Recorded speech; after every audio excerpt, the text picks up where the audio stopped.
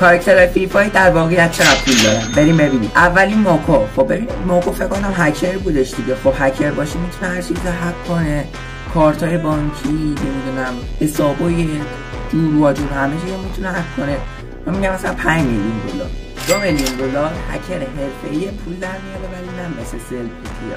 دومی اسکایلر. خب ببینید اسکایلر فکر کنم خواننده بود دیگه. خب خواننده مثلا درآمد زیادی داره دیگه اگه پرطرفدار باشه. حالا ما میگیم پرطرفدارم باشه مثلا 10 میلیون دلار 15 میلیون دلار تو همین حدود دیگه. 50 میلیون دلار. خب فکر کنم از یه جا دیگه میتیقه از یکی میلاد 50 میلیون دلار. آخری هم کرونا یا همون کریستیانو رونالدو فکر کنم 200 میلیون دلار حداقل درآمد داشته باشه، چون داخل صفحات اجتماعی و نمیدونم از اون قراردادش ما میگیم همون 200 میلیون دلار. مثبت 100 میلیون دلار فوتبالیست جهانی و سلطان ثروت.